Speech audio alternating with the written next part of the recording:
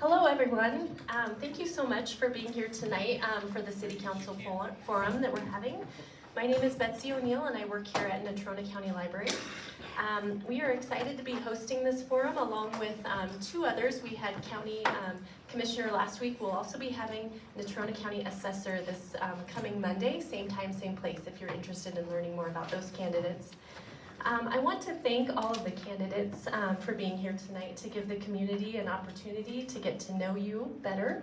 I also want to give a big thanks to our two moderators. Beth Worthen and JoAnn True are here tonight to moderate the forum. And I'm going to pass it over to them right now to talk more about the election and also about how this forum is going to run. Thank you.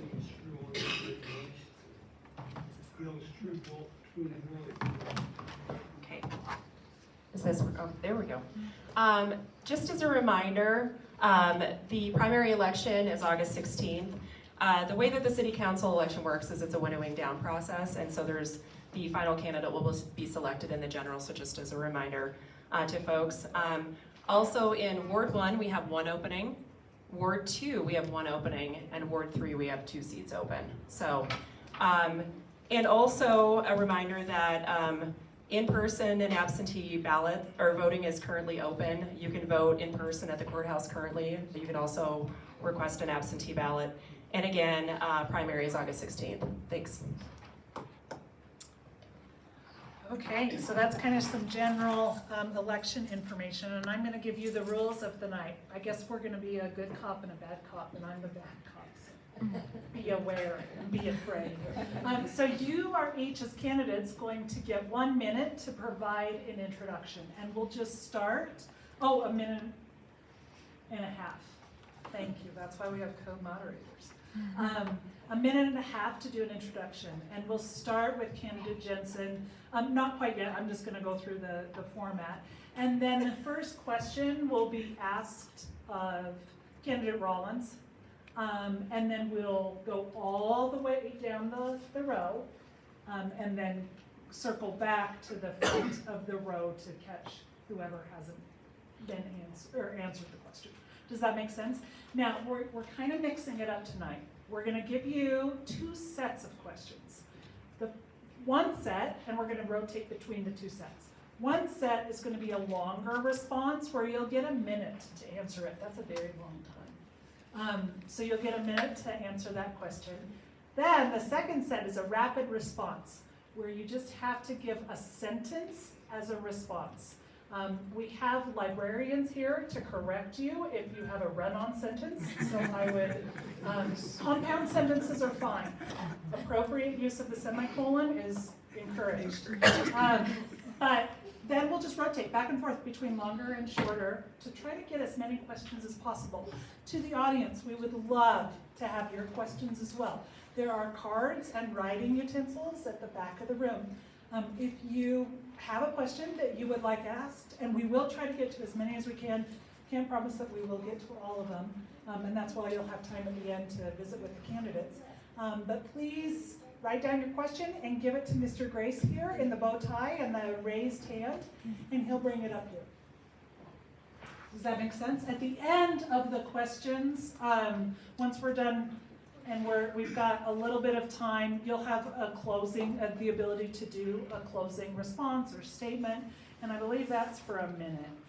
Yeah, you'll each get a minute to close. Any questions? Betsy is the timer for those longer responses and for your intros and closings. She's gonna hold up the yellow when it's halfway through your time. She's gonna hold up the red when you need to be quiet. And we're going to enforce that. Okay? Sound good? Well, with that, let's kick it off for your 1.5 minute intros with candidate Jensen, and we'll just go down the road. Thank you. All right. Just this. Can you hear me? Yes. All right. Hello. Thank you for coming. Pleasure to be here. Start off, my name is JoAnn Jensen. I am currently working over at the National Historic Trail Center Foundation as their executive director. I have held many leadership roles in this community, some of which are, like 4-H and Scouts. I'm on the Chamber of Commerce Board of Directors, involved in Rotary. I'm a ski instructor up at Helgadon. And, I volunteer with the police department as a victim service advocate. Just very familiar with working and volunteering within the community, which I have done for about a decade. And it started back when I first moved here in about, already time's almost up. So I have loved it volunteering, and that's just my heart is in the civic engagement of Casper, and so I just really enjoy all of it, and I want to give back, and so that is why I am here. It's already on. Hi, my name is Dennis Rollins, and I've been a Casper resident for 34 years. I'm an independent film and television producer, and some of the reasons why I ran for this position is I would like to diversify the economy a little bit more. We need to bring more money into our community, and also we have some other issues within the community. One thing that really concerns me is we have some food deserts in our town, and I would really like to address that. I was a resident of North Casper for 5 years, and so I totally understand some of the problems that arise from lack of available food. I currently sit on the Board of Education of Mount Hope Lutheran School. I'm past president of Stage 3 Community Theater, and also the Wyoming State Auto Racing Association as past vice president. And I'm just looking forward to a really good campaign, and got some really wonderful candidates here. And I'm just really happy to be doing this. Thank you.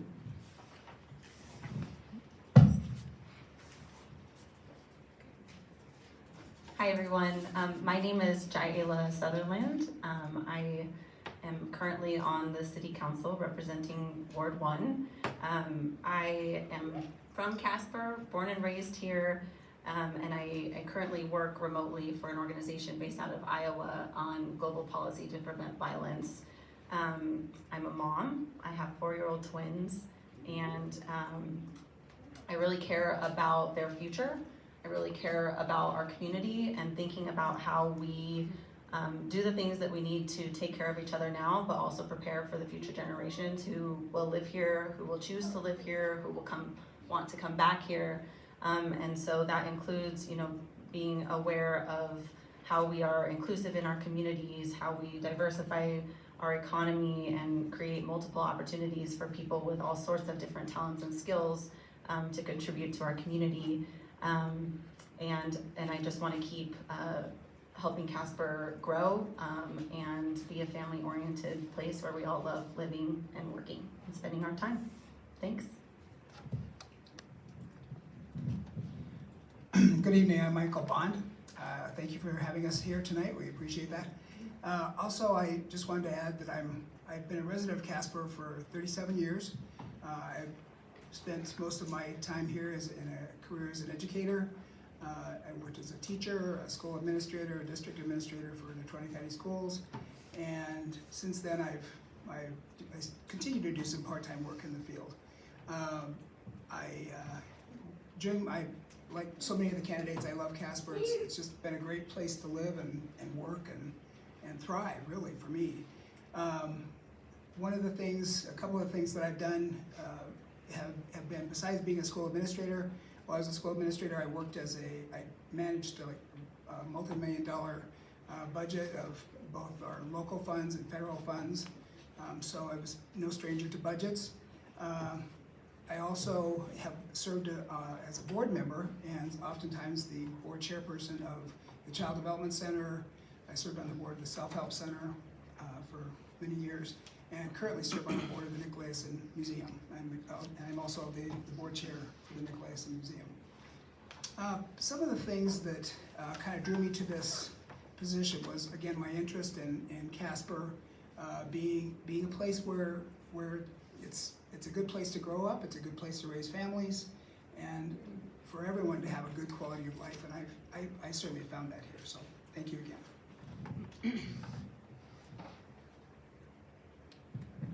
Good evening, my name is Dan Elston. I'm 66 years old. I have a wife of 48 years, 4 children, 9 grandchildren, 1 great-grandchild. I am not going to say how many years I've lived in Casper, but it started in 1963, so quite a few. I did leave for a short period of time in the 80s when the economy was not very well, and for work I worked around the country in construction. I've worked in construction most of my life in the plumbing industry. I had a partnership in a company here in Casper, and then we split up and I had my own commercial plumbing and fire protection company for quite a few years here in Casper. In that I did contracted work. I did work on such projects as the Historical Trail Center and the Townsend Justice Center and numerous commercial projects around town. Then I went to work for the city of Casper. I'm currently the building official. I worked there for 5 years as the plumbing inspector, then was promoted to building official, which I currently am right now. I'm running for this because my working career is coming to an end, and this is an excellent way for me to continue to contribute to Casper in the future. And my area of expertise in construction, codes, and city ordinances would be beneficial in the decision-making process for the city council, along with my knowledge of the city structure, department staff, and everyday operations that I'm involved with would be of benefit to council also. And my time is up, and I thank you very much. Hi, good evening. My name is Nikki Green. I am running for Casper City Council, Ward 2. My husband and 3 children and I moved to Casper back in 2003 because our youngest is developmentally disabled, which has ultimately led me on the path that I am on now, working as an advocate for people with disabilities, those who are aged, and those who are just generally underserved within the city. For the last 4 years, I've had the privilege of working and serving on the Casper Council for People with Disabilities.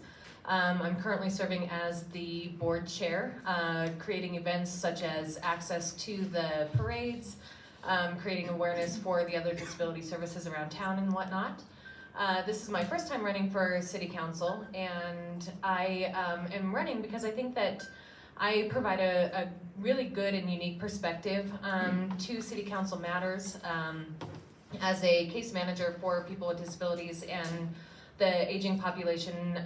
I manage collectively within the agency about $5 million worth of Medicaid funds, ensuring that those are accounted for and used properly, as well as creating resources and referrals within the community. So I have a good understanding, a good footing of what is happening within the city, and I think that I can create some more possibilities within that realm while he's serving on the city. So thank you.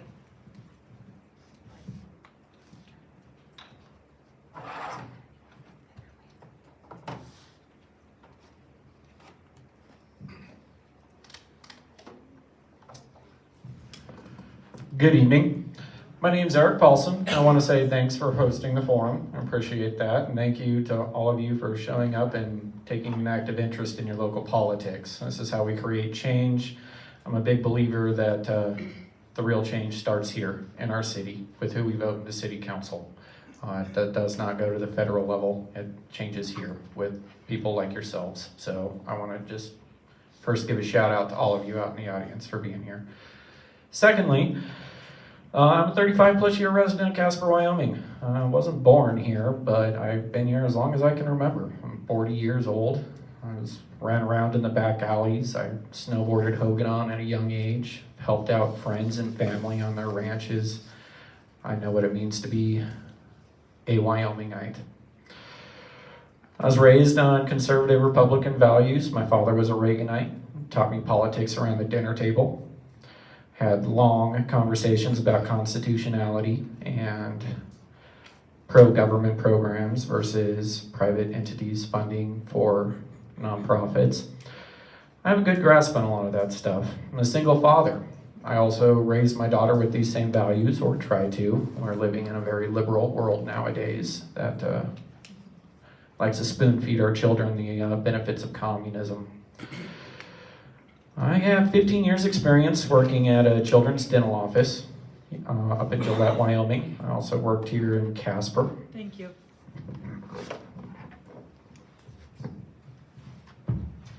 Good evening. My name is Trevor Malin. I want to thank you all for being here and thank you for giving us the opportunity to say a few words. My background and experience is in education. I've had a wonderful career here in Casper, working from the classroom to central administration with the Natrona County School District, and then also 9 years with Casper College in administration, and now again back with the school district. In this time, I've had a lot of experience with elected bodies like this council, the boards for those two institutions, and worked with large budgets, with organizational policy development, and really have grown to have an appreciation for that fine balance that a council or a board has to find between developing policy, approving budgets, and making sense of the goals for the organization or the city, and then also letting the staff do the day-to-day operational things. Sometimes that's a tough balance to find, but I've had good experience on the staff side, and I'm very interested in the opportunity to take that role on an elected side council. So I want to thank you for your time. Thank you. Good evening. My name is Ray Pacheco. I am currently on Casper City Council. I have served almost 2 terms, almost 8 years coming up here in January or November rather. I've served 2 terms as mayor, which I've been very blessed to be able to do that. I've lived my whole life in Casper, born and raised here. I've got 4 wonderful children, which is the reason that got me involved in wanting to be part of local politics and local government. And so it's something that has been a passion of mine for us to continue to do that.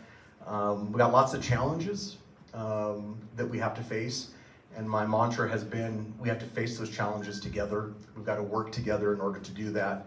And so that's one of the things that has been an important aspect of and a drive for me to run again, to continue to see how we can move forward and do those things as a community. And I have a whole heart for the understanding that community is stronger together when we continue to work towards those goals. Casper has a lot of work to do. We've got a lot of issues with our infrastructure, our water systems. We've got issues with diversification of our economy and keeping our young people here in the state. We've got to work on that. So it's wonderful. I look forward to answering questions. Thank you. My name is Woody Warren. I'm running for Ward 3. This is my 2nd time running. I'm not going to say exactly how long I've lived here because I'm pretty certain it's well underneath half of most everybody up here. But like I said, this is my 2nd time running. I want to fight for the city of Casper.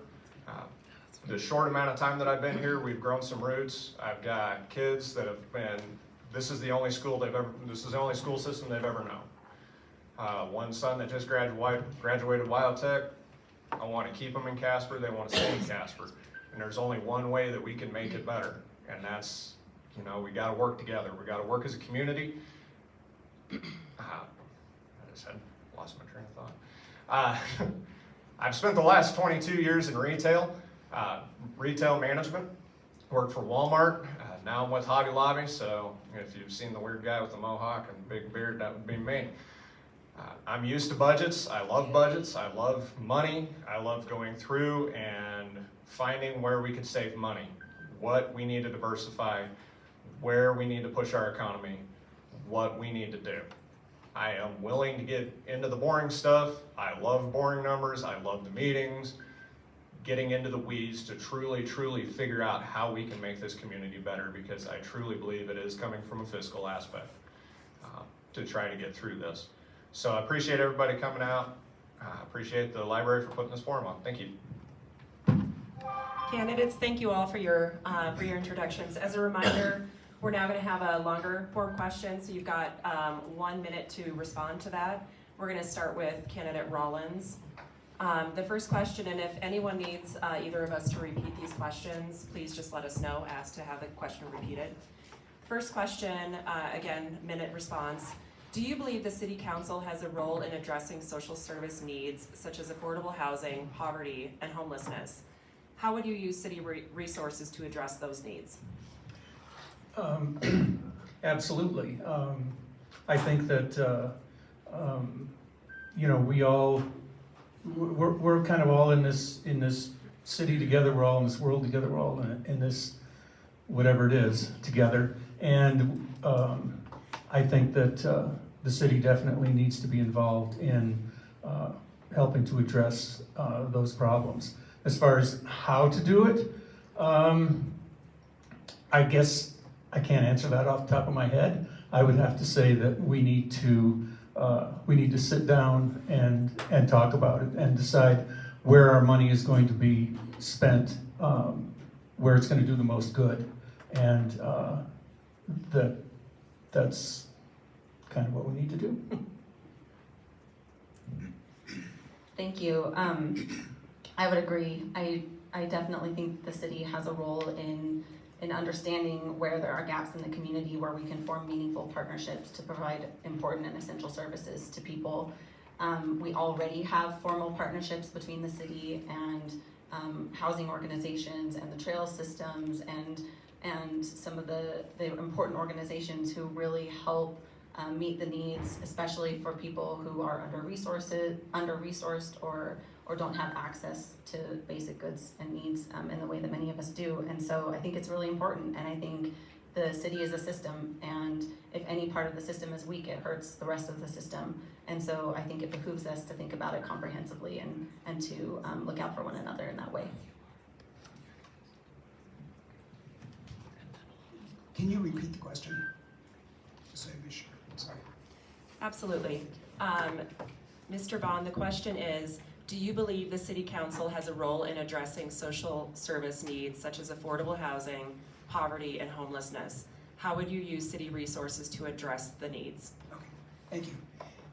So yes, I believe it comes back to, again, kind of that quality of life, the quality of the community. It also, the role that those social services play in terms of the impact that homelessness and so forth have on the community. They have a direct impact on the businesses that relocate or might relocate or develop in Casper.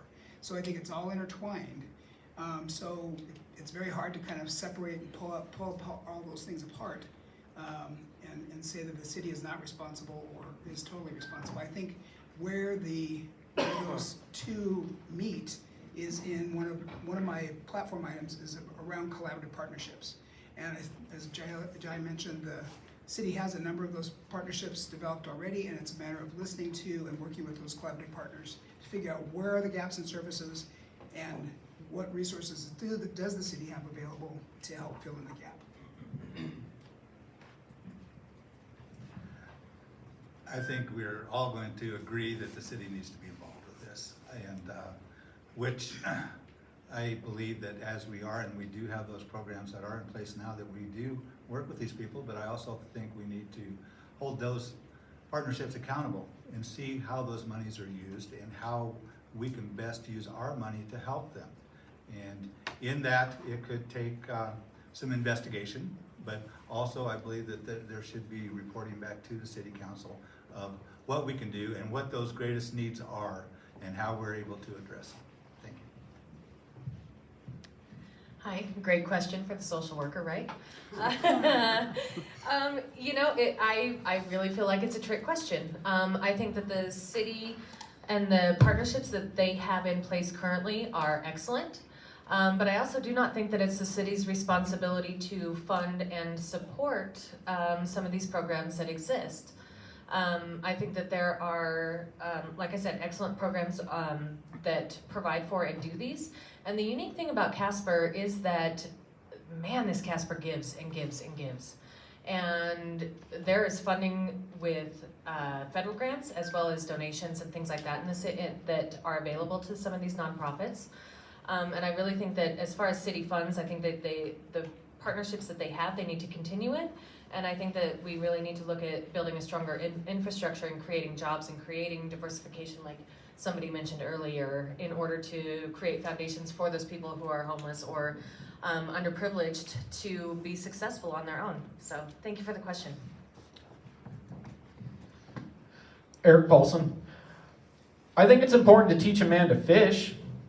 Do I think it's important to give him fish every day? No. I'm going to be the one person who's going to stand up here and say, no, it is not the government's job to provide housing, mental health crises. That's our role as private citizens and businesses. It's why I volunteer at Meals on Wheels. It's why I do volunteer work with no money expected for return services, because that's what makes you a good person. I see it all over Facebook. People complaining that these nonprofits are getting money under the table, they're not held to account, and that's what you get when the government gets into private business and funding and socializing people.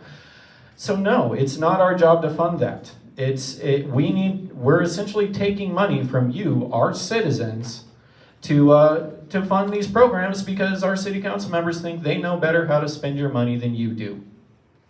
I want to keep your money in your pocket and let you decide where it goes to. I don't want to fund the other organizations. Thank you. I believe that city council definitely has a role in finding ways to solve some of these community problems that we have, but I don't think it's a fundamental responsibility of city council. I think the council's role is to facilitate all of those providers that we have, and it was mentioned by another candidate, we have an extremely generous community. This community does give a huge amount and often. I work occasionally with United Way, particularly with the Community Impact Committee on youth development, and there are lots and lots of agencies in our community that have lots of things to offer, and there's other parts of that organization that focus more on some of those immediate crisis needs. I think the city council's role is to help bring all those different groups together, facilitate ways to grow, improve, and leverage what we have, and identify where there's gaps and see if we can't find other sources for support in those areas. Thank you. Could you repeat that? It's a long journey down here, Ms. True. Absolutely. Mr. Pacheco, the question is, do you believe the city council has a role in addressing social service needs such as affordable housing, poverty, and homelessness? How would you use city resources to address those needs? Thank you. So yes, short answer for me is that it's critical that the city plays a role in that. I think the government should play a role in that. We know that all the way up to the federal government plays a role in helping to subsidize support for social services, welfare, et cetera. So yes, we do that now. We help to subsidize the swimming pool, especially at Marion Kreiner down in North Casper, because we know children can't afford it, and so we help to do that.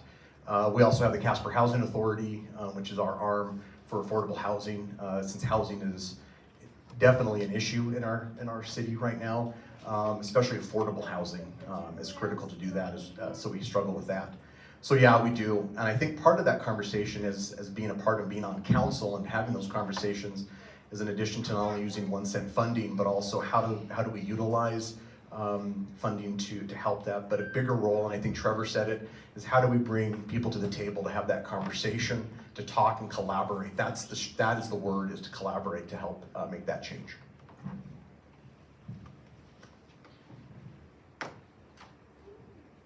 I do believe that the city council does have a role to play in this, but the role is a little different. I am a huge believer in deregulation and seeing what we can do to bring in more business to the community, to give more people opportunities to succeed within their lives. City council we need to take care of infrastructure to try to attract more employers, to try to attract more funding within the city. Which relates more into sales tax increases, which spells nothing but good for us. So the short answer to that would be deregulate a lot of what's going on, reduce some of the ordinances so we can attract more business into Casper, so we're not so reliant on 1 or 2 things.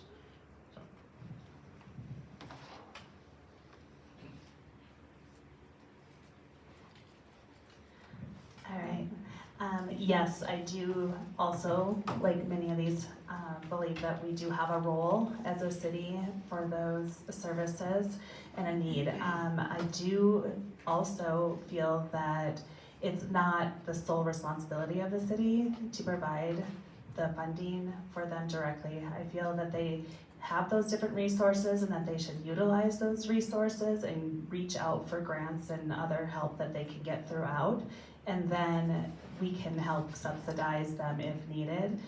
I feel that mental health is an issue, the homeless is an issue here, and as like I think Mayor was saying down there, Pacheco, that it is important to collaborate with the partnerships that we already have and to make sure that we continue that open line of communication so that we can better help the people in our community. Thank you, candidates. The next question is going to be a rapid response, so it's a one sentence response, and the first candidate will be Ms. Sutherland. The question is, city council elections are currently nonpartisan. There has been proposed legislation to make city council a partisan office. Do you agree or disagree? I disagree that it should be a partisan office. I also disagree that it should be a partisan office. I also disagree that it should be a partisan office. Copy what the previous candidates have said. That's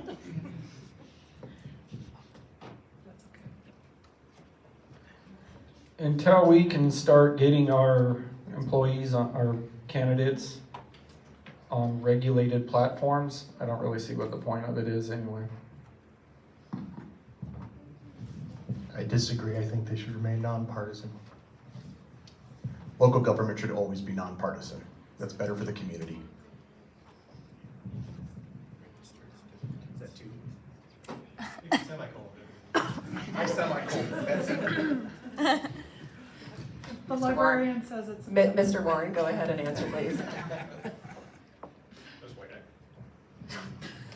I believe city government should be nonpartisan. We got enough divide in the country right now. The same, that I'm gonna say that we should stay nonpartisan.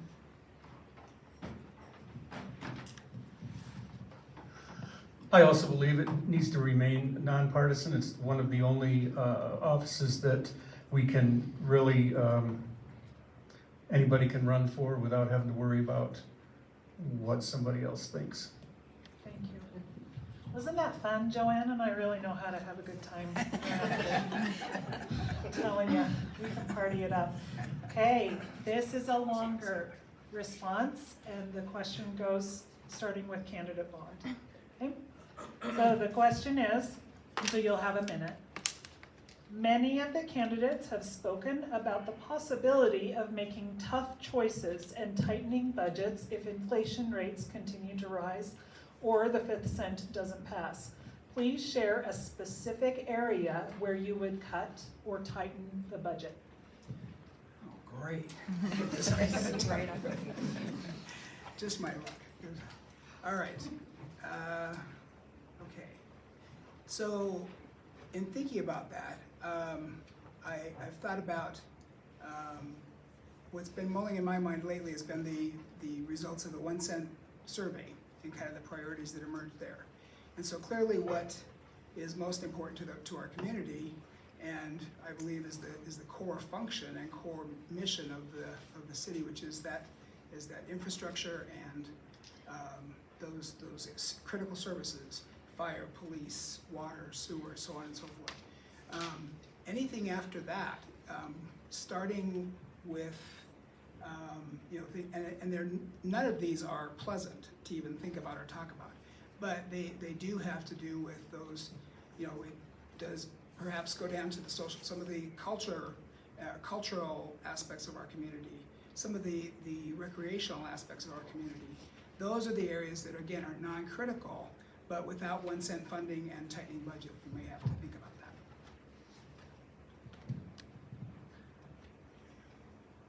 Could you repeat the question, please? Absolutely. Many of the candidates have spoken about the possibility of making tough choices and tightening budgets if inflation rates continue to rise or the 5th cent doesn't pass. Please share a specific area where you would cut or tighten the budget. To select a specific area, I think I would first hope to look overall and see if there's places where you can trim, to where we can keep, first off, we have to keep our essential things going, our streets, water, sewer, things such as that, our infrastructure. But then if we can look overall and see if maybe instead of removing something in totality, that we would be able to cut back a little bit on a number of things to where we could maintain our balanced budget would be the greatest approach that I would hope that we could do. Thank you. Hi, thanks for the question.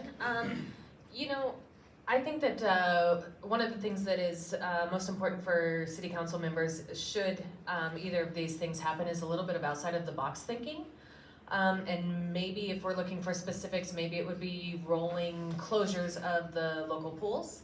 Maybe it would be shortened hours at the rec center and the ice arena, you know, things like that, where services are still available, especially in specific neighborhoods, but maybe those things are only available Mondays and Wednesdays. And to keep staff, maybe staff would rotate amongst some of those facilities and some of those amenities, because I believe that closing one thing specifically is going to be detrimental to, you know, some of the bigger city goals as far as expansion and diversification and keeping, you know, our youth members, our younger workers here in Casper. So, you know, some creativeness.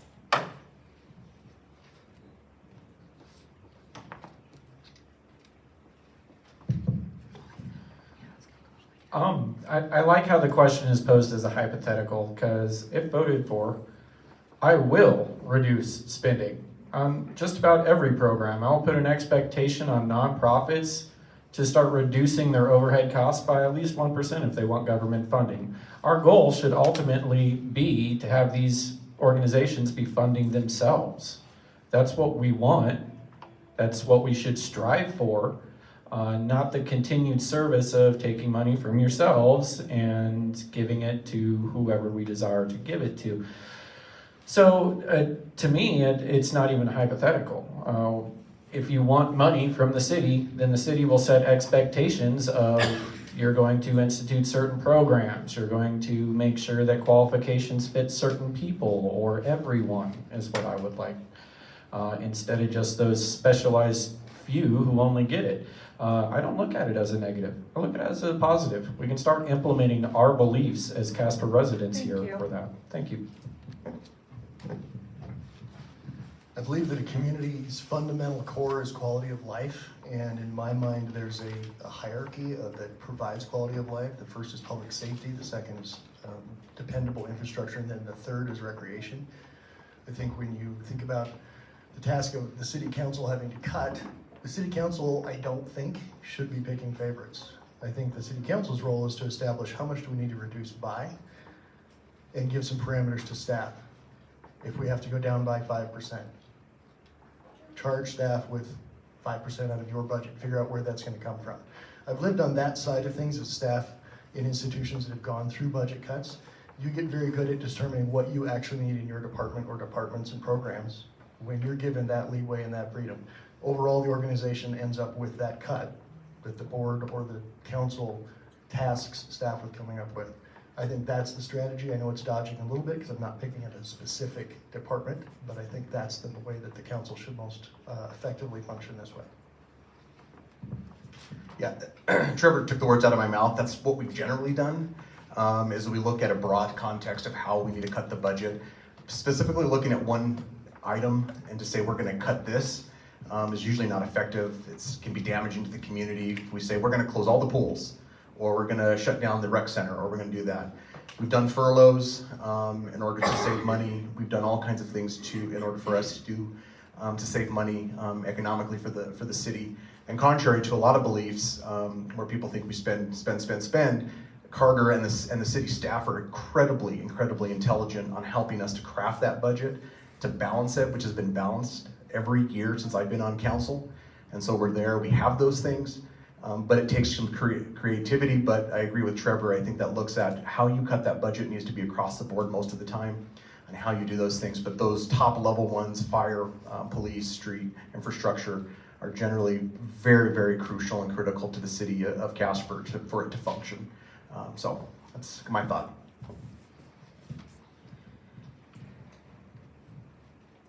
Got to think about how to word this a little bit. Asking a libertarian where we should cut from the budget.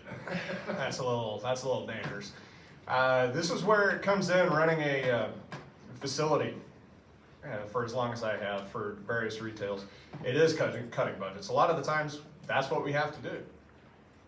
And it's the main part of it is asking the question why. When somebody comes up and asks, you know, when they're asking for money or we're asking for a budget increase, why? Why do we need that? Why does the city need that? Why do we need to continue to fund this? And that's the main thing. Now, council, I will give a little bit of credit to. There has been a couple members that have done a lot better job at asking why. They've got a lot more vocal about it, and I appreciate that. But I think there needs to be a lot more accountability with it, and it's got to be a little bit more discernment. And a lot of the times, it's getting in, like I said, getting into the weeds and finding the little things that we could possibly trim, that we could possibly cut. Thank you.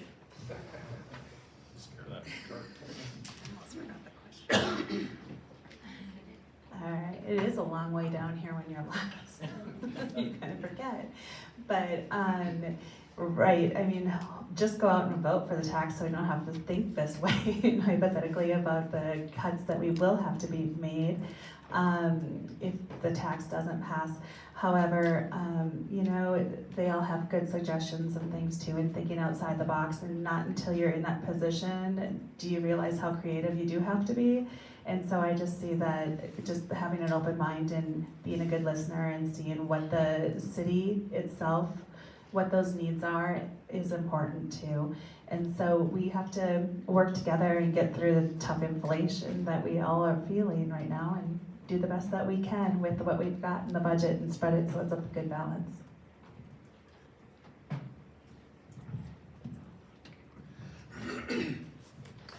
In 2016, I had been operating the public access channel for the city of Casper for 2.5 years. And I knew that budget cuts were coming, and I tried to take a cut in what I was being paid to supply that service. And I extended it about 6 months, and then it just totally went away. So I think I understand a little bit about budget cuts. Unfortunately. So I would take the approach that, like so many others said, you can't just cut one thing. I mean, I know how that financially impacted me when that was taken away from me. So I would definitely look at kind of an overall thing, a little bit here, a little bit there. Thank you.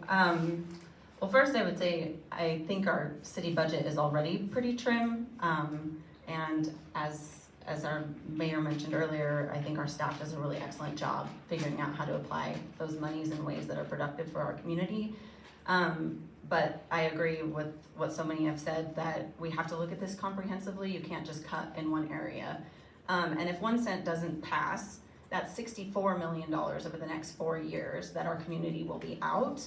So we can pick on nonprofits, but that's $3 million of that 64. So the reality is our social services will suffer because they use that money to leverage other monies, but our core infrastructure, our safety systems, they will really suffer because that's $61 million they'll be out. So it's really critical to understand how something like the 1 cent will really affect us negatively if it doesn't pass. And it's gonna be a really hard conversation if that happens, so. Thank you. We are at about halfway in this forum, and so again, if you have questions that you have for the candidates, I think we have some coming in. Thank you. But feel free to give them to Mr. Grace. All right, it's time for some fun, starting with candidate Elston. For a rapid response, do you believe the city is providing adequate transportation services to the citizens of Casper and surrounding municipalities? I do believe that they are, with the money that we have available to provide that. Man, if you would talk to anybody that I talk to on a daily basis, they're gonna tell you differently. But I think with what is available and what the city's been able to create over the past year, they're doing a pretty darn good job. Is there room for improvement? Absolutely. I love the scooters. I think that's great. It's exactly what it goes back to when I talk about private businesses and entities funding key needs to the city. those Thank you. scooters are perfect. I would say the city has some great opportunities to improve public transport. It's not where it could be. Yeah, the city of Casper does a great job providing transportation, public transportation. But I also believe that we do have room to improve, but a lot of that has to do with fiscal and economic issues that we have to face. So it's difficult to do that. Free market can and will provide for what we need. Hang on just a minute.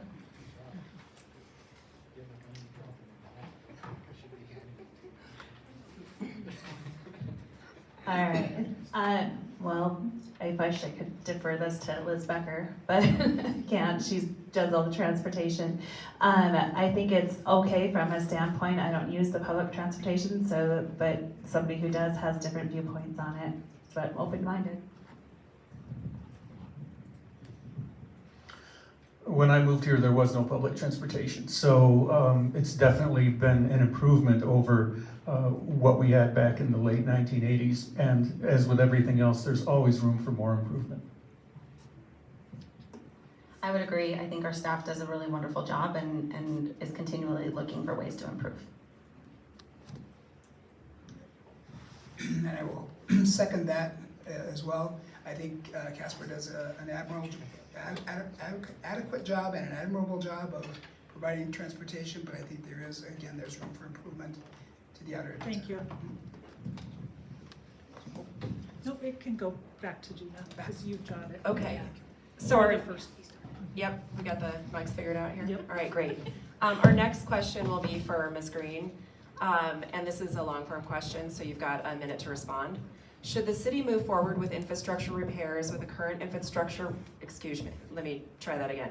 Should the city move forward with infrastructure repairs with the current inflation rates, or should the city wait in hopes that construction costs will go back down for improvements? So the cart or the horse, right? You put off repairs that are needed now, and they're probably gonna cost 3 times as much, when the city can't afford it in 5 years. I think a good case in point is the issue with the roof at the pool. With the damage that was in it when it was built, and now we're looking at a lot of money to get it fixed. So I think we need to budget for it. I think that the things that we can fix now, we need to do. And for the big ones, we just need to plan and put them away so that we can continue to have the infrastructure that we need. One of the few roles I'll acknowledge of the government is to make sure that we do have key city services like the infrastructure, roads, water. It's one of the few things that keeps me from being a libertarian. In that aspect, it is really a price to cost ratio that you have to check out. Now, me personally, I feel that this inflation isn't going to stop for 10, 15 years. It is important that we get the key critical systems done that we need now, like replacing the water pipes and some other key features.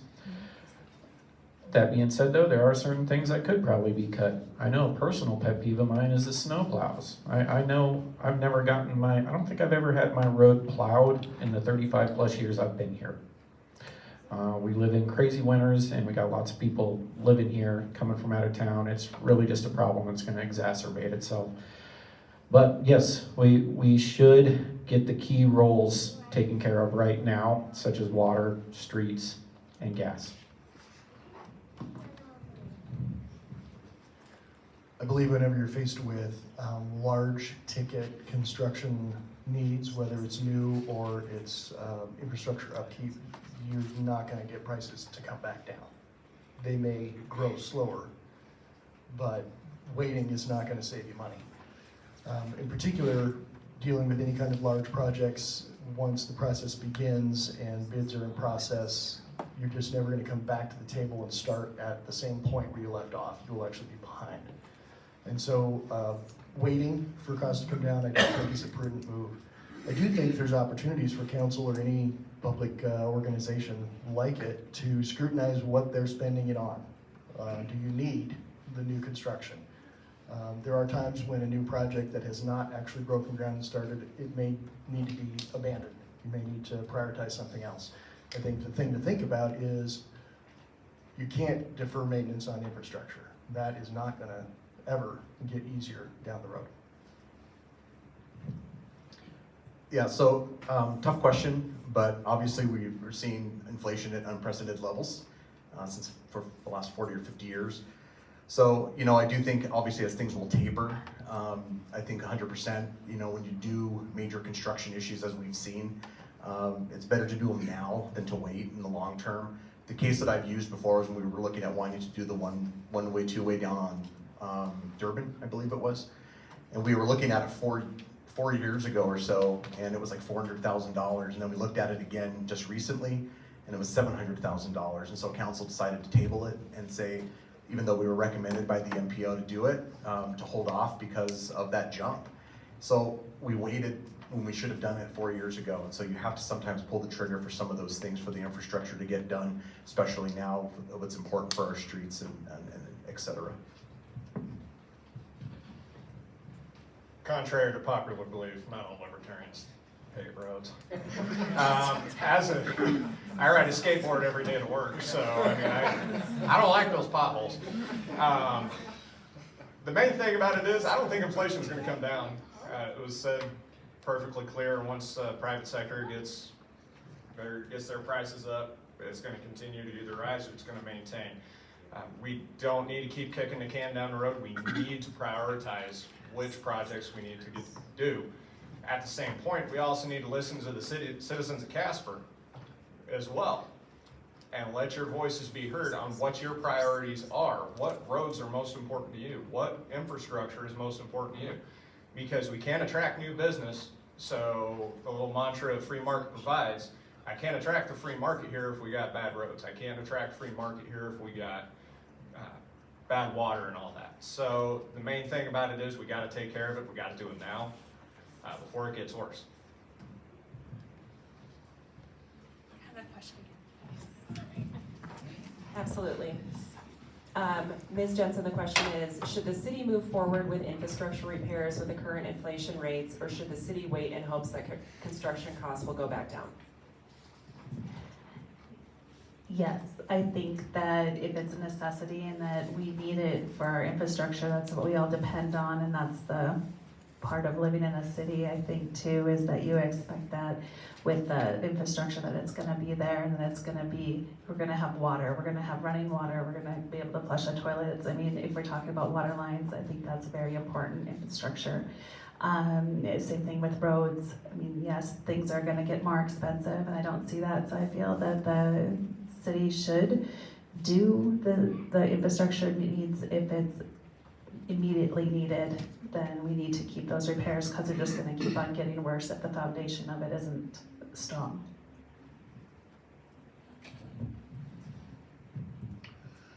Well, I think we need to look at each individual project and decide, do we really need to do this at this time? And also, if we wait, how much is it gonna kick us later on if we wait? But yeah, prioritizing is definitely the thing that needs to be done there. And you know, unfortunately, when prices on things go up, they don't usually come back down. Although gas came back down, so we do like that. But typically, yeah, once the inflation gets the prices up there, it's not going to come back down to current levels. So we definitely need to look at what are the most important things and address those. Yeah, I don't really think it's an option. I don't think we have the option to stop and wait and hope. So I think we have to be strategic and we have to make good decisions. I also think it's worth mentioning that there's a large infrastructure bill being passed at the federal level. There's ARPA money, and it's in our interest as a community to take advantage of these funds and to leverage them for the benefit of the infrastructure projects that we need to have fulfilled in our community. So I think we need to move forward. We just need to do so in an intelligent and strategic manner. Yeah, so I believe that deferring maintenance is never a good idea if we can avoid it at all costs. it ends up, things just continue to deteriorate, costs are not probably gonna come down significantly, so I would agree that we shouldn't wait, if at all possible. I think a process for prioritizing, and having those conversations can sometimes be the silver lining to that situation, is you sometimes come up with information that the council and the staff can come up with information that they didn't previously know. So that process of prioritizing and discussing the projects could be the silver lining in that whole situation. Could you repeat the question, please? Absolutely. Mr. Elston, the question is, should the city move forward with infrastructure repairs with the current inflation rates, or should the city wait in hopes that construction costs will go back down? Being involved with construction my whole life and being the building official for the city of Casper, I see construction costs daily. Last year, we had a value of construction of $115 million of construction that was done in the city of Casper. And that's a ballpark, that's really close figure. I don't have the exact figure with me. But in that, it is not that we did more work, it's that was the cost of the construction. So as those prices go higher, you could take OSB is a construction material. It went from $8 a sheet up to almost $80 a sheet. We are singing happy hallelujah because it's down to $18 a sheet now. That's still over double of what it used to be. So it may go up and come down. You have to time that and see if there's shortages or what there is. So there might be a short-term wait, but not a long-term. You would need to, we don't have the crystal ball to see exactly what materials are going to do day to day or week to week, so we would have to do it quickly. Thank you. We're gonna mix it up a little bit. Oh, I'm sorry.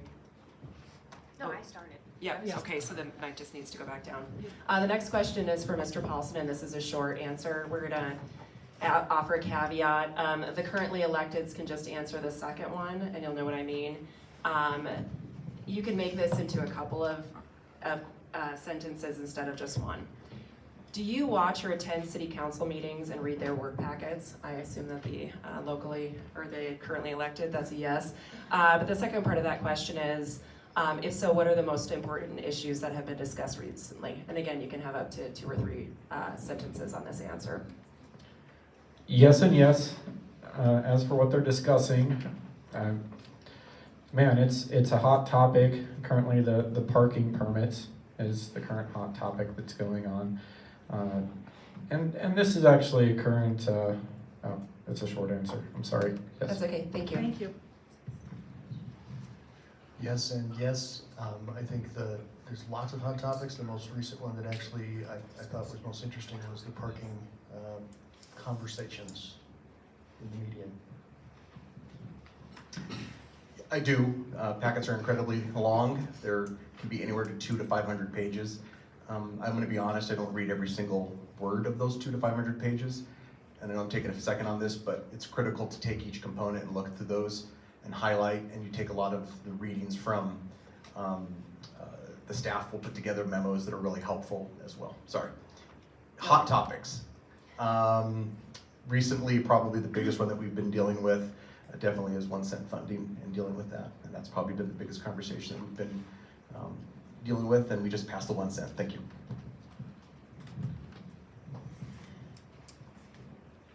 I'll keep it short. Yes, yes, and parking.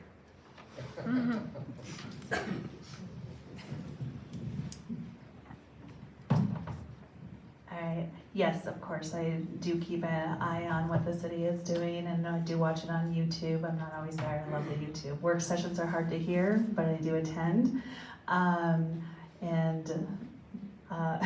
I guess the hot topic right now, I would say, is the 1% funding, and then the budgeting is what they're talking about, and then also the wind turbines and all of that too.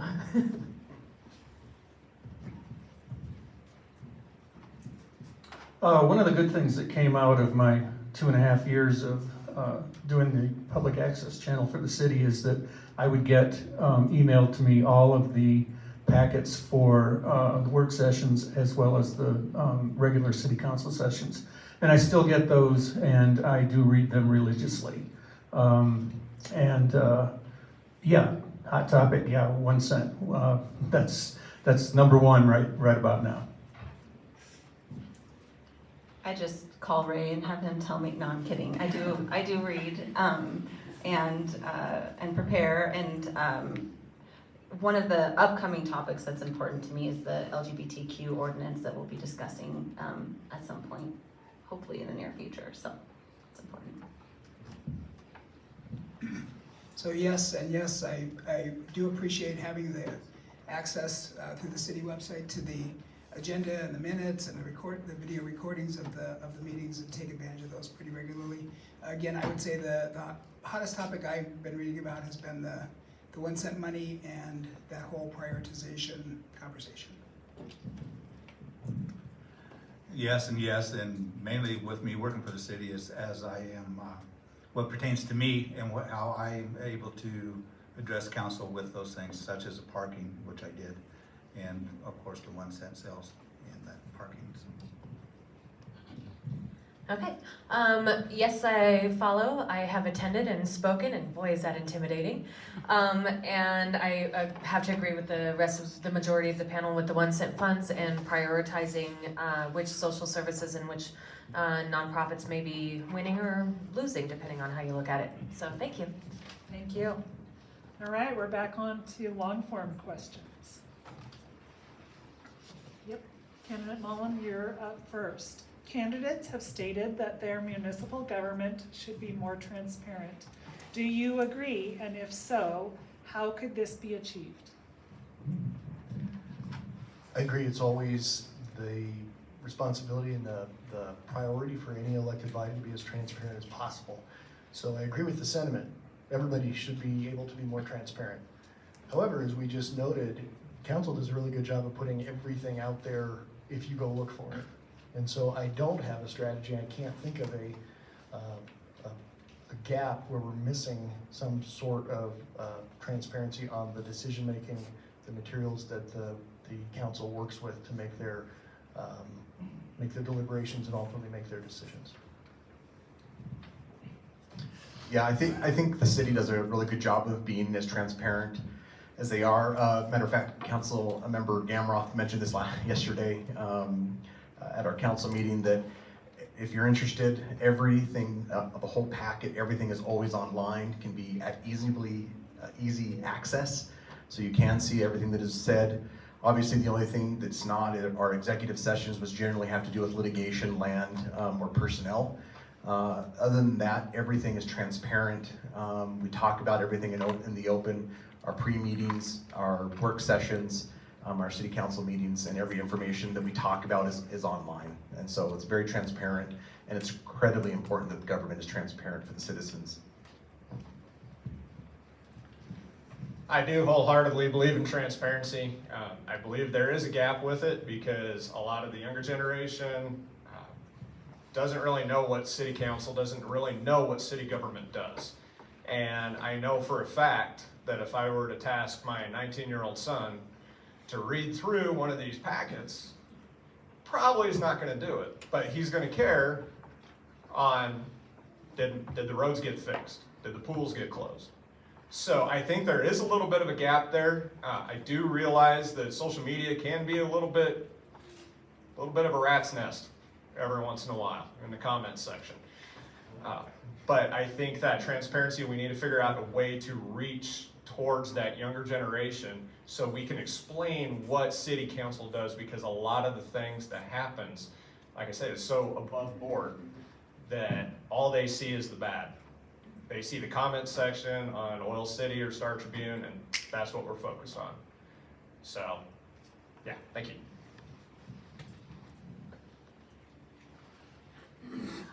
I think the city does a pretty good job of being transparent. I feel that it's also part of the, kind of going off what he's saying here, is part of the growing your children and part of the parents' responsibility to teach them how to be involved in your community through civic engagement, or pay attention to what's in the newspaper. Don't always believe all the fake news on social media, but I feel that the city does do a pretty good job about it. Everything is transparent, but you have to also take the initiative and go and search for stuff and look at the board packets if you want to know what's happening. Be proactive about it and don't, come up after the fact, after it's already been voted, and then complain about it, but you need to come to it before and pay attention to it, I would say. And then you can have a voice in city council. City council meetings aren't very well attended, and I think they should be better. If you're that interested in your city, you have to do your part too, because they can't spoon feed it to you. I know that's probably not favorable, but truth.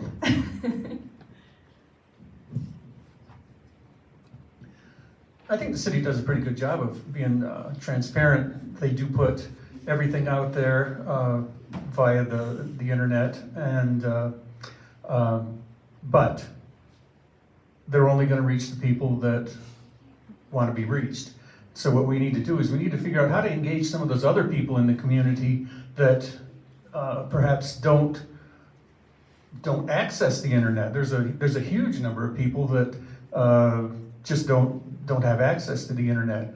I think that city council members need to be able to spend some time out in the community and talk to people one-on-one. I wouldn't recommend town hall meetings because they can just turn into a disaster.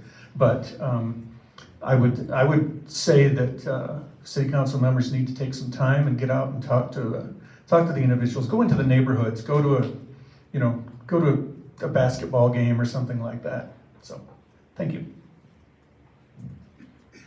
Thank you. Yeah, I do think we do a good job of being transparent. I mean, the information is there, but I also agree there's a difference between transparency and communication, and I think the city is actually working right now on improving some of our communication abilities and increasing that capacity at the city level to be able to more effectively communicate the high level points or updates and really making sure that we have those points of contact out in the community. So I think those efforts are underway and can be improved and will be improved upon. There's a new app, but I agree. I think there are always ways to engage more, and it's always great to hear what methods of engagement actually resonate best with our community. So candidate Sutherland and I kind of think it's along the same lines in terms of transparency and communication, kind of similar but different ideas. I was just thinking about the app as well. I downloaded the app and actually reported a pothole on my street, so I felt pretty good about that. But I think there is maybe some room for improvement in terms of promoting the app. Do people know it's out there? I didn't know. I think I talked to a council member and found out that it was available. So maybe some promotion of that. Some opportunities perhaps for to engage, maybe from a customer service point of view. There are citizens, me included, who have contacted the city about a concern or and sometimes it's good news. Sometimes it's a pat on the back or a kudos. But for whatever reason, citizens engage with the city. Maybe those would be a first line of come and tell us more. An open invitation to the council to tell us more about your topic or concern or kudo.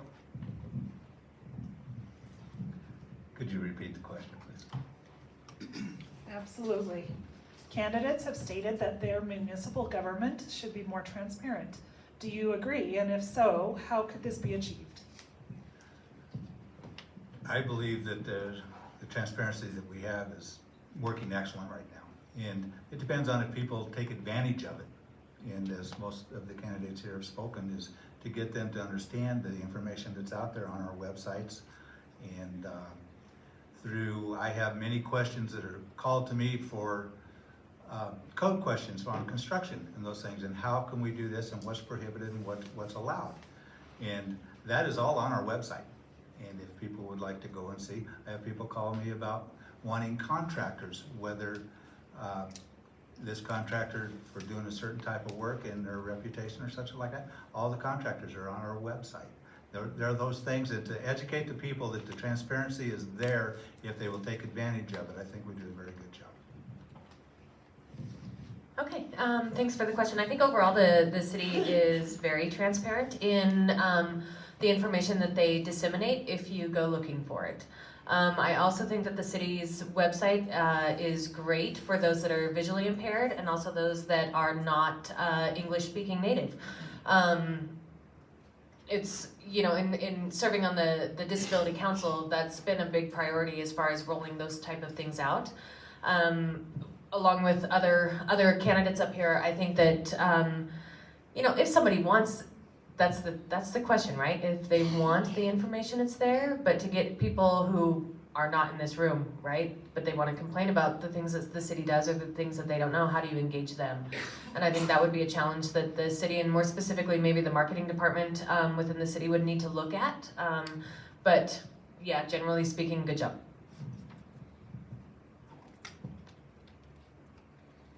Oh man, I got a lot to say about this, and I don't know how I'm going to do it in a minute, so I'm going to go Ben Shapiro on you, all right? I have a lot of concerns with the visibility with the city council. I have been blocked by one of our current city council members because he didn't like my phone calls. You cannot comment on the YouTube channel. Big issue with that. None of our city council members do polls about what their ward feels about certain things. It seems like the ongoing answer to everybody at this table is that we need to, it's the nuance is on you. I'm a for the people, by the people kind of person, so I think the nuance is on me to reach out to you. I loved his answer down there where it's my job to go out into my community and meet my people, because that has been one of the biggest blessings of this campaign for me. Getting to go out and meet those elderly who don't use the internet and never get to be heard. I love shaking their hands. I'm supposed to go on a 3-block campaign schedule, and I make it to 3 houses because I enjoy talking to the people so much. It is our responsibility to make sure that information is easily accessible to you and you have an open channel with us as your representatives. Thank you. Thank you. Okay, so we're gonna do another rapid response. And I think we're starting with candidate Pacheco. Do you support the use of the optional 1 cent or 6 cent for capital projects outside the operational budget? Could you clarify that for me? That was a question from the audience. Oh, do you, oh, I thought, okay, let's do 5th cent. Oh, okay. Do you support the use of the optional 5th cent for projects outside the operational? I do, yes. If it was voted on for specific things from the people, going outside of that budget would be wrong.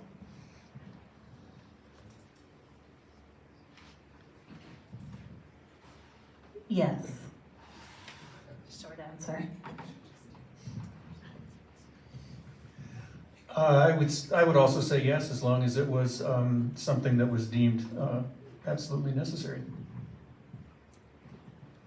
Yes, I do. Yes, I do. I believe the operational budget, you know, establishes the priorities, but there's always has to be room for consideration. Yes, I do. Yeah.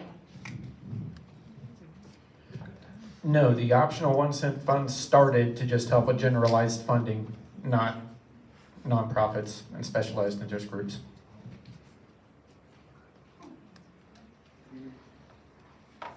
Yes.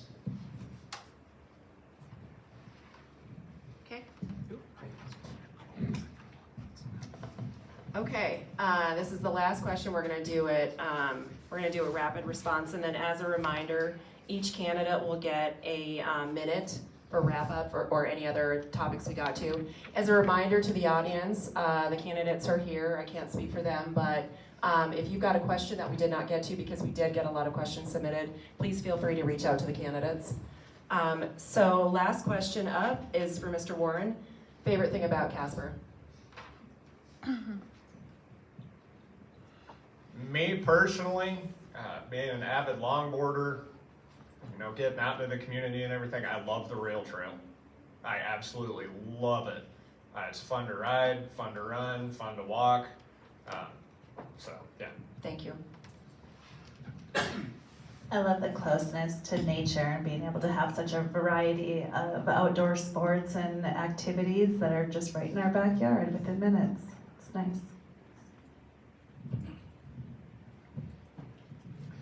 I talk to people who live in the big cities and they want to know, well, how can you live in such a smaller community like that? And I say, I can do everything that I want to do in Casper that I could do in Denver or LA or wherever, just on a little smaller scale. And that makes it a lot more intimate. And I really like that. Yeah, I love our access to the outdoors too. I mean, being sandwiched between the river and the mountain and getting to take my kids to both in the same day if we want to, it's just a really wonderful opportunity. And I think our sense of community is really strong and really dear to all of us, regardless of the perspective we take, so. So my favorite thing about Casper is the people. But I think what makes the people so interesting and the reason I enjoy the people so much, I think, is because of the experiences and the shared, I guess, appreciation for all that our community has to offer with, you know, the variety of industry and recreation and so forth. It makes for a very interesting place to live. My favorite thing about Casper is Casper, and as Mr. Vaughn just said, the people. I remember I was at Wendy's the other day, and this lady said, go ahead in front of her in line, and the line was pretty long, and so then another guy came, and she came back up, and we said, no, this was your place. You were here first. She said, are people here always this nice? She says, this would never happen where I'm from. But so it's the people and the friendliness and the atmosphere that we have here, and all those different things that we are able to do, whether it be mountains, golfing, skiing, or whatever. Yeah, this is going to get a little repetitive. I am going to agree that the people here are pretty unique, and the ability of the people, for the most part, to agree to disagree and then shake hands and go have a beer is pretty unique. I think that the amenities here are great as well. I think that that's something that we can build on, but the range of opportunities and things to do, especially for those raising families or starting families, is excellent.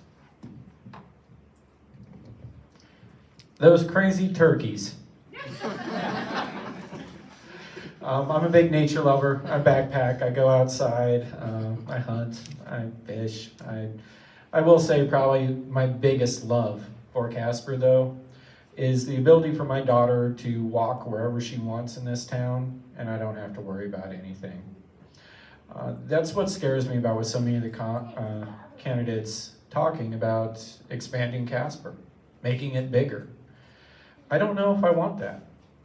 I don't. Do I want more homelessness? Do I want more laws? Do I want more taxes? Do I want more people that I have to worry about when raising my family? I'm not a vote for progressive Casper. I'm a vote for the old values. I'm a vote for... Thank you, Mr. Paulson. Oh, I didn't get a card. Oh, this is a short, Yeah, this is this a was short just a answer. short. Yeah, sorry about that. Sorry about the confusion there. I'll just echo what was said before. The people, before I settled in Casper, had the luxury of living around the world in a lot of different countries and different cities. I've never been in a city that is more welcoming and more open. The short answer is the people, just good people. Great. Thank you, candidates, for attending this evening. We really appreciate it on behalf of the library and the League of Women Voters. You now have 1 minute for final statements, and we'll begin with Ms. Jensen, and then we'll just go down the line. All right, well, thank you again for letting me be here too. As far as closing this up, although I'm not a sitting council member like some of these are, and I don't have the experience, I can promise you that I am a good listener, I'm a good fast learner, and I'm open-minded, and I'm invested in Casper. I love it here. I want what's best for it, and I work with a lot of organizations, and I'm always looking out for them, and I'll continue to do that one way or the other. But Casper is just a great place to be, and I'm happy to be part of it and to be sitting where I am right now.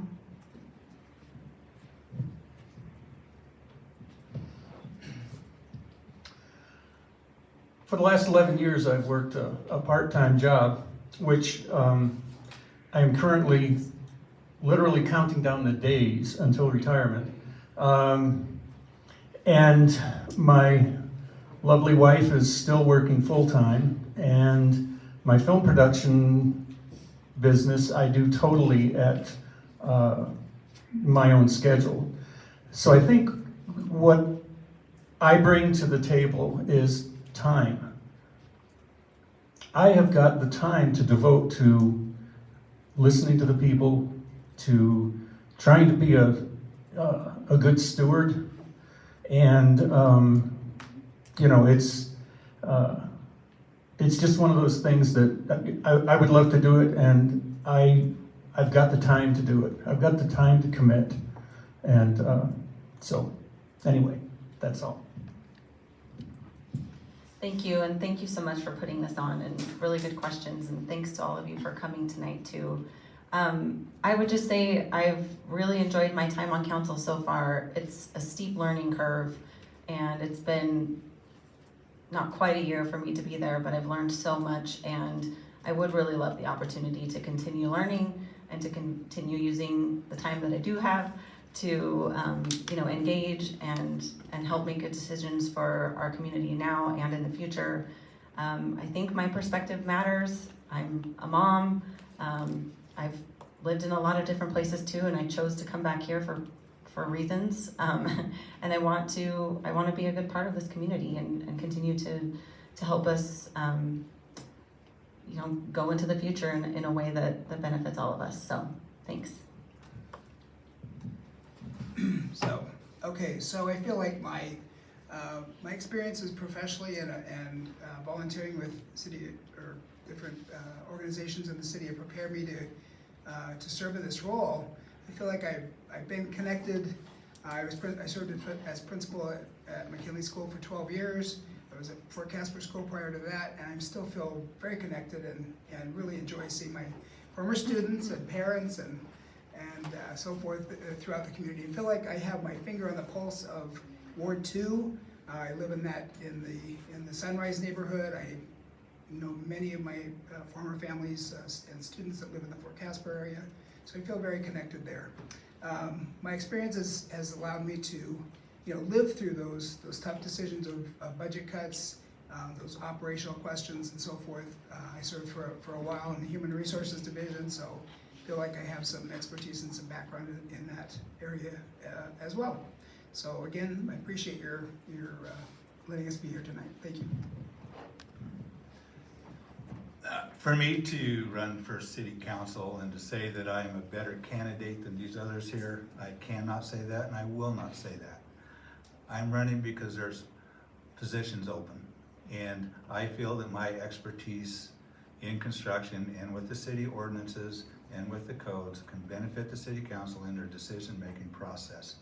I have worked all over this country, from the Mexico border to the Canadian border, and I chose Casper, and I hope Casper chooses me. Thanks to the League of Women Voters, and thanks to the library for staying open late tonight. Everybody loves a long day of work. I appreciate the opportunity to be able to run for city council and to be able to give back to the city that honestly does a lot for my family and I. I am open and willing to be a part of the community and listen to and advocate for those that typically don't have a voice within the community, and look forward to representing all of the West Siders around town. Thank you. Well, a vote for Eric is a vote for generalized funding to your taxes. I've said a lot of scary things up here where people are like, oh my goodness, I might lose funding for this. This nonprofit might lose money for that. What bothers me more than anything is the specialized interests. I can't tell you how many times in my life I was denied something, whether it be because of my gender, my age, or my ethnicity. If these programs are going to be receiving our money, they need to have generalized applications. We need to stop focusing on special interest groups and giving them our money, which is at the same time taken away from Wyoming values. We're growing all over the place, and it scares me. It's not necessarily a bad thing. Economic diversity can be good. But what does scare me is I don't want to turn into a Denver where my daughter can't walk down the street. I don't want to have people pooping in the alleys. I don't want to have a system that, okay. Thank you, Mr. Paulson. Thank you. I want to thank you for the opportunity. Thank you for hosting and putting this on. I want to thank all of you who have been sitting here watching us. I've been watching you, and I've noticed that I don't think anybody's left. I think this is a fascinating thing about Casper. My first full-time gig as a teacher here in town, it's been almost 25 years ago, was teaching social studies at Centennial Junior High when they still had 9th grade over there. I love social studies. My training is in all of those areas, and there aren't a lot of communities that have this level of involvement. And I think that also speaks to, look at how many people are running. This is fascinating. It's fantastic. We have a wonderful community. If I'm given the opportunity, I would just like to help make it even better. So, thank you.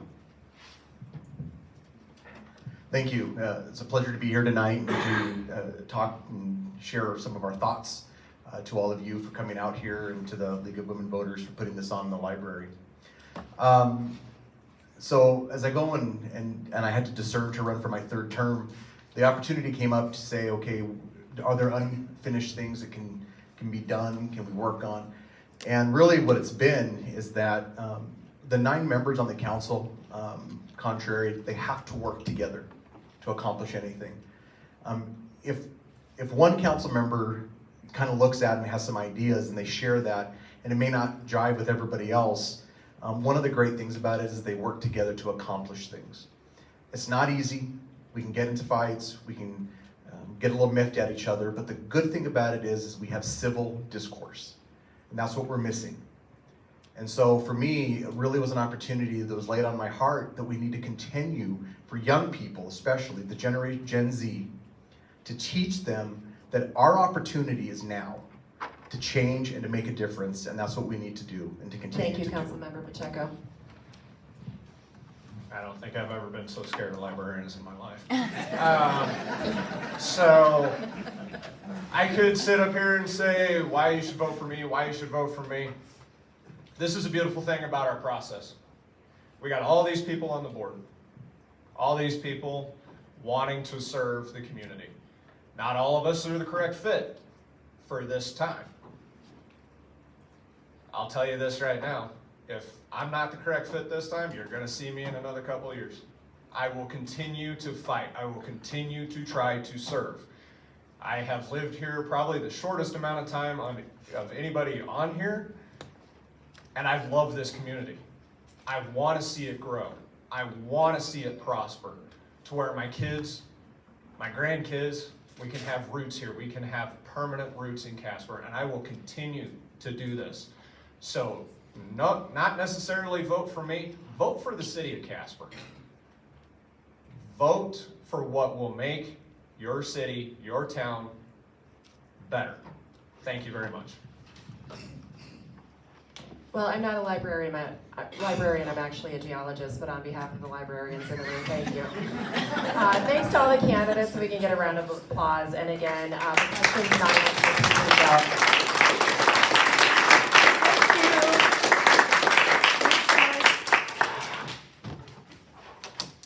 That's it. You're done.